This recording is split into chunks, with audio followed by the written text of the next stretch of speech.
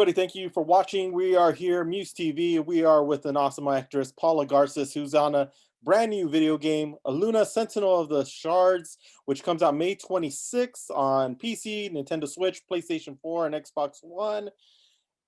Please tell us a little bit about the game and what it's all about.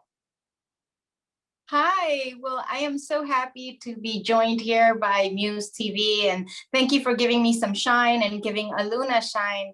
Actually, I created the comic books way back in 2008, and because of the fans, because of viewers that view MUSE TV and the shows alike, I have a series of 8 books. I was able to lend the character to an online video game called Han, Heroes of North. And at the height, she was being chosen for play 90,000 times a day worldwide, not just by Latinos, not just by Latinas, but male and females, Asia, Europe, you name it, right? And that's what gave me the courage to create, produce, and develop her own video game where she's starring and she's headlining the game, and it's called Aluna, Sentinel of the Shards, and it will be out May 26th at a console near you. So if you're an Xbox player, PS4, Nintendo Switch, Steam, it will be available there on May 26th. And what can I say about the game? It's an action RPG game that's filled with magic and lots of gameplay, and it is definitely accompanied by cutscenes from the original comic book. And they are animated, and it's really cool because it definitely explores a world that hasn't been explored before. The Inca mythology, the Aztecs, the Chichas, any of the ancient civilizations from South America, Central America, the Caribbean, that mythology hasn't really been at the forefront of, like, let's say Hollywood or video games, right? But I decided that it was important to tell that story. That story is full of magic and mysticism. I didn't even have to be that creative to come up with Aluna's superpowers, right? You just read about the Inca mythology and it reads like superheroes and superpowers of another world, but it existed here. And so that's basically what you will be exploring when you play Aluna. Awesome. So was the thought process in developing the game from when the comic book first came out, was it, because it reminds me a lot of Dungeons and Dragons, and gameplay wise, it reminds me of Gauntlet back in the early 80s. Yes. Gauntlet was a very fun, mystical type of game. So was that always like kind of like the basis of what, just at the comic book level, Dungeons and Dragons type of mythology? You know, you are so cool for mentioning that. First of all, I'm definitely going to age myself. I am a kid from the 80s, like nobody's business. I mean, my first comic books were Archie's, and I love Scooby-Doo and anything Hanna-Barbera. I was part of the reboot of Knight Rider, right? So that's super 80s. I love 80s pop music, and I'm definitely influenced by 80s video games. I mean, I was definitely an Atari user back in the day. But yes, I mean, we are definitely, the developers and I, we definitely wanted to create something that was nostalgic and personal to me, not only with the Aluna comic books and her being a Latina superhero, but also with the style of storytelling. We really wanted to throw it back, you know. Some people say it reminds them a little bit of Zelda. Some people, it's so, or Diablo, let's say. So it definitely has a lot of influences from other video games that I really admire and that have had a lot of success. But Aluna will definitely, I think, stand alone in the fact that this particular story and the particular place where it takes place has not been explored. So Aluna is half goddess Pachamama, which is a South American, Central American, Caribbean goddess that a lot of the ancient civilizations believe in. So she's native, and she's half conquistador. She's half European, half Spaniard. So that battle within her also is going to come to light when you're playing as Aluna, because she doesn't know if she wants to battle the conquistadors or battle other, ancient civilizations. There's monsters that she's going to come across. We took liberty with history, yeah, but keeping in mind that we really wanted to respect these ancient civilizations, and we wanted to make a hero that not only POC can relate to, but really the entire world, right? Because Aluna had been proven already as having an audience. She was part of Heroes of North, an online video game that was kind of like the League of Legends, or the competitive of League of Legends, right? And at her height, again, she was being chosen for play 90,000 times a day worldwide. And out of 100+ heroes, she was always being chosen top 10. And from there, we knew that we were onto something. We knew that there was a story that people hadn't really tapped into. And when I say people, I mean like video game developers and, you know, comic book creators haven't really tapped into that world. And when I first started Aluna, I started her because I went to my first Comic-Con in 2008. And when I went there, I was like, oh my God, my people, you know, like there was people dressed up as their favorite characters, reciting lines from their favorite TV shows and movies and comic books. And I'm like, that's what I do for a living. You know, I'm lucky enough to do that. And so I was really like, I was floored about what Comic-Con was in San Diego, right? Yeah. But very quickly I realized like, wow, there's like no Latino superheroes, no Latina superheroes. I'm talking way before Black Panther, right? Yeah. 2008. And so instead of complaining about it, I decided to create my own. And in that creation, I realized, yeah, like even 10 years later now, there's still not enough Latinas in the forefront, or Latinos, right? There's still not enough POC stories being told by POC creators and producers. And so this is where we are now. Yes, it has like heavy themes and things that we're like talking about politically now, but honestly, it's just a fun game that anybody can play, and anyone who can relate to an underdog story, anyone who's bored already of like all the stories that have already been told by like Greek mythology or the European mythology. If you want something new, if you want something cool, something that really is from the heart by a team of people that have been with me for 10+ years, this is the game for you. Because it's honestly, yes, we took liberty with history, and yes, we took liberty with we did a lot of what ifs, you know, like the big question that the comic book series asks is, what if all these ancient civilizations of Central and South America and the Caribbean had one hero, right? And it was a girl, it was a woman, and she gave the conquistadors a way to go. Where would we be today? How would that have affected our standing in society today, like the ripple effect of that, right? And that's what we're exploring as well in the game. But again, she's mixed. She's half European and half native, so she's conflicted. Yeah. So definitely she's a flawed superhero. She is an underdog.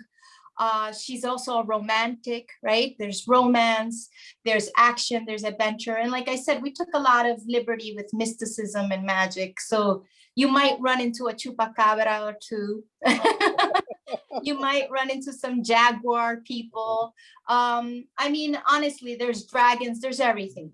But if you haven't really explored like the landscape of South America, or the Inca or the Aztec or the Chibcha mythology, this is for you, definitely. Yeah. And that's the one thing that I've noticed over the years, being somebody who grew up in the 80s. So I may not look like it, but I did.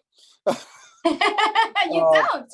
RPGs were not really a big thing when we were growing up, but now RPGs are such a big platform in gaming. Yes. You had mentioned like League of Legends and other different consoles. This style of gaming has been growing and growing and growing. Where do you see this game going in the future? Do you see sequels built upon it, or maybe even taking maybe one more step in the video game realm, and then is there thoughts of maybe bringing it into a motion picture type of thing? Because RPGs seem to translate better into motion pictures than anything else. Sure. Well, you know, everything has always been driven by the fan base. Mm-hmm. So when I first started in 2008, I went back the next year to Comic-Con with my first little comic book, right? And I say little because it's like, I had no idea how to produce a comic book and all the work that it entailed to do a comic book, the artist, the coloring, the storytelling. It's completely different, and it's an art form that I really respect. And so when we first came out with the comic book, I got extremely nervous, and right away I was like doubting everything, right? All of my gut instincts just went out the window, and I was like, nobody's gonna care. People are not gonna be into it. I don't stereotypically look like a video game geek or like a comic book geek. Women weren't really involved in comics, right? Yeah. The audience has always given me the cojones, right? The bravery to keep going. So when I went with book 1, they asked for book 2, and so on and so on. We have 8 books now. The Aluna Omnibus graphic novel, we just dropped it on Wednesday, celebrating all of our comic books put together. And there's a couple of extras and some cool things that we talk about as far as like if you're an artist or want to be an artist or whatever, right? So that's available in Amazon and Comixology, Barnes and Noble, wherever you get your comic books or books. And we're really proud of that. That being said, when Aluna was asked by the creators of Han if Aluna could be one of their heroes, I said, sure, of course.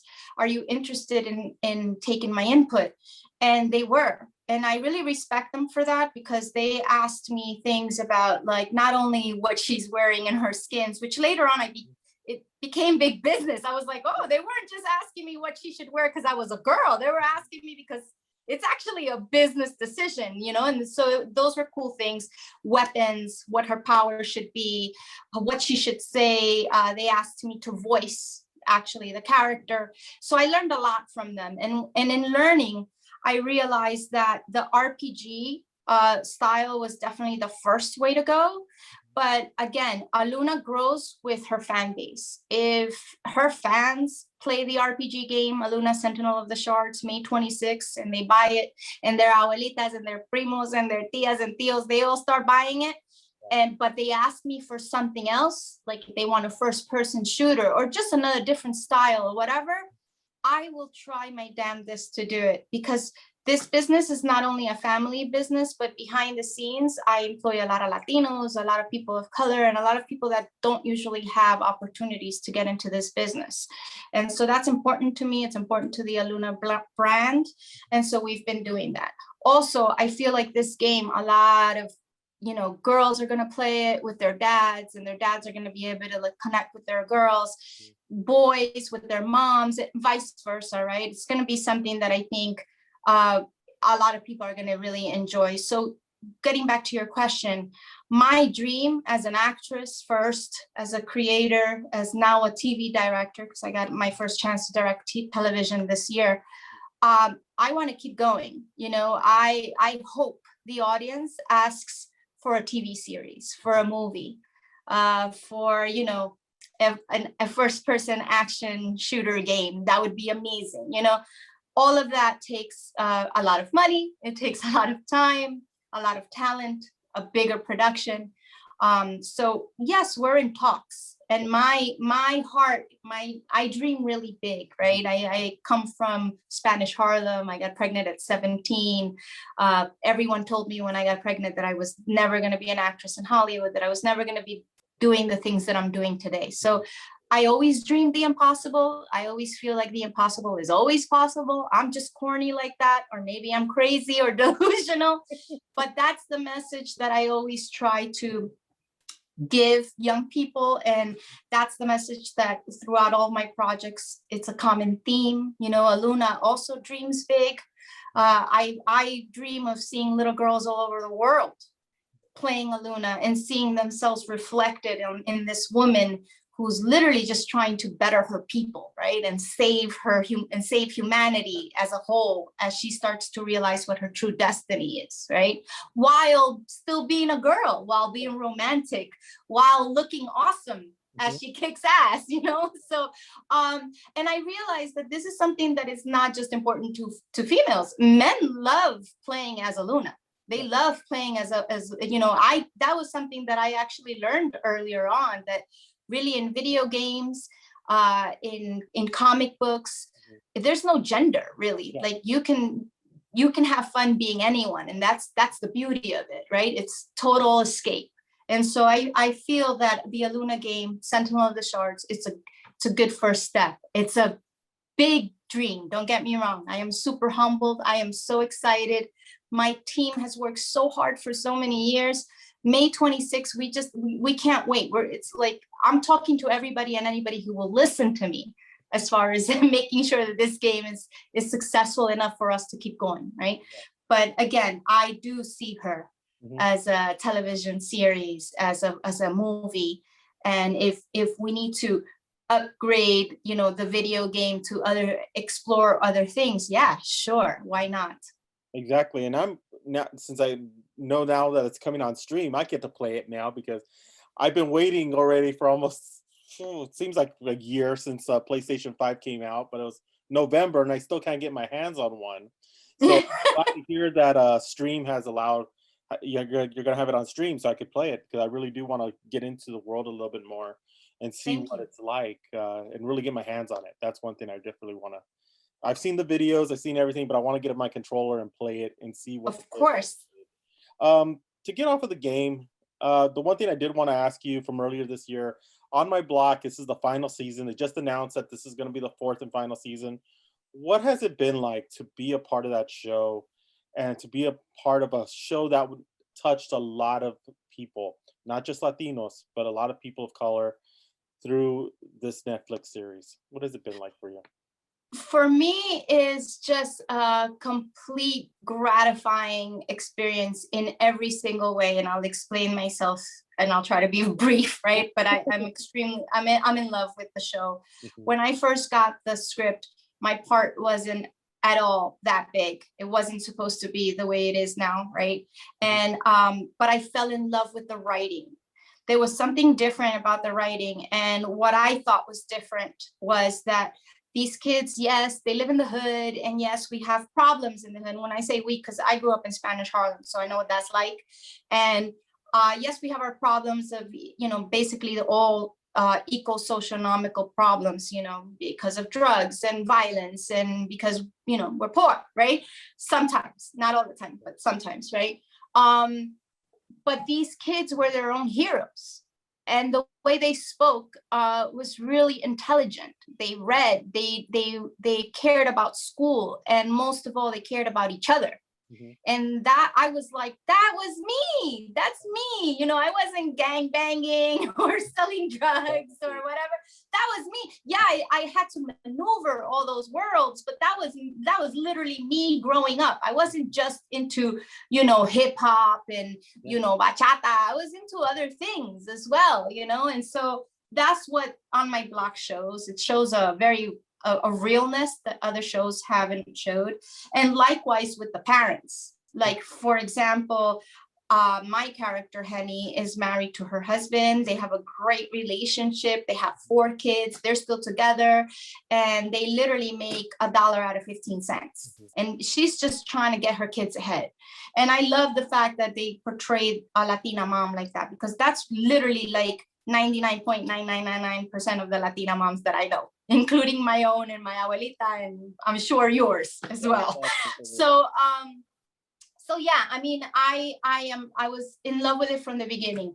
The reason it is as cool and it has the success it has, again, it's because viewers, like people who watch MUSE, right, who that watch Netflix, they make it known that this is something they love. They post it on social media, they ask for it, and, you know, Netflix, that's the way they work. They're a business that works on numbers, and they cater to what their audience wants. So it's a direct connection with an audience, and it's really cool because, as you know, it's really hard to get 4 seasons on Netflix. And the fact that we even have 4 seasons is unbelievable. I know that they have announced that this is the last season, but I always say it, I wouldn't be surprised if we were extended. If the audience watches it and rewatches it and just keeps binging it, and we're the most binge-watched show again, right? I'm sure they will make it work and make it enough business to make a season 5. So I'm always like, if the fans, if you guys want it, if you want to see more of Henny, if you want to see more of everybody on my block, make it known, and I'm sure Netflix will respond.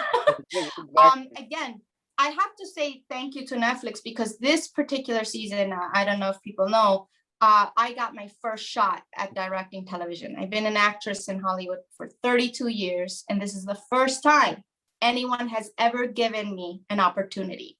Now, I think even from this interview, if you don't know me before, you know, like, oh my God, this girl can't shut up. So you know that for 32 years, I've been talking and asking for opportunities and trying to break down barriers. And I couldn't crack that one, but finally I did. And it's thanks to Lauren Unerick, who's the showrunner of the show. Thanks to Netflix for having a director's program. And basically they set me up for success, and I got my first time directing this year. So if you guys check out season 4 when it comes out, I directed episode 2, and I hope you guys like it and want some more. Do we have a date yet on when it's releasing? We do not. I mean, I don't know. Honestly, like I'm shouting out stuff that I'm not even supposed to shout out. Like I'm not even supposed to say that I directed, but I can't keep it because I have a big mouth.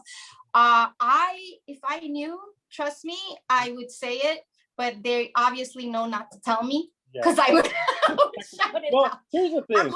I'm hoping sometime in September, you know, we're still shooting. So we are right now in the middle of it.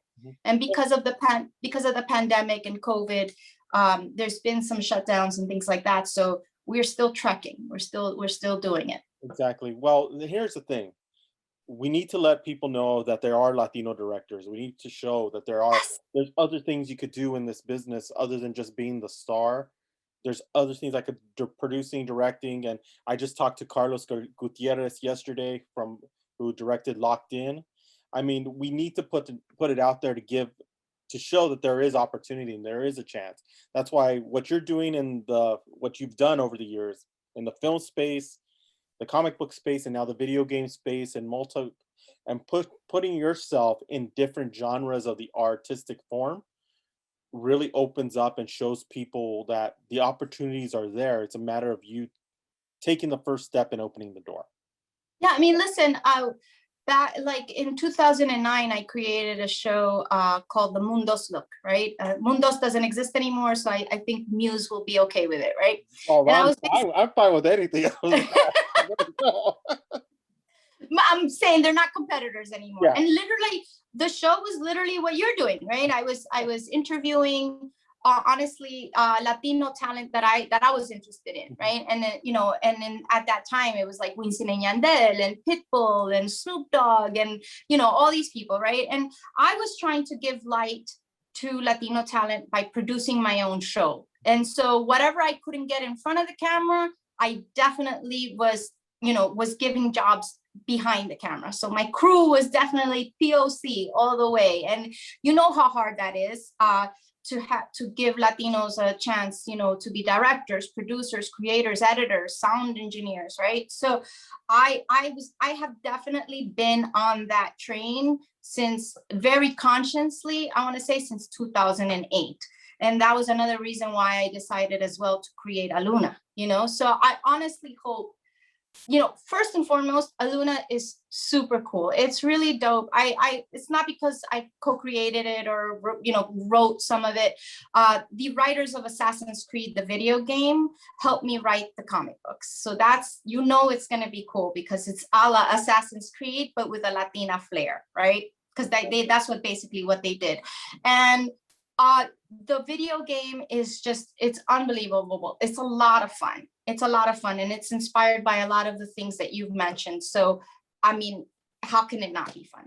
And so I just want people to know that first and foremost, it's fun, but I snuck it in there. It will make you think about things that maybe you weren't conscious of. You know, I had my own ignorances about my history and how I got to this country and, you know, all these things. And because of that, I started to create Aluna and to delve into like ancient civilizations. I also didn't know a lot of the geography in South America. And this game hopefully will pique some of those interests, and people will delve into other things, start reading some books about South America or Central America or Mexico or the Caribbean, you know?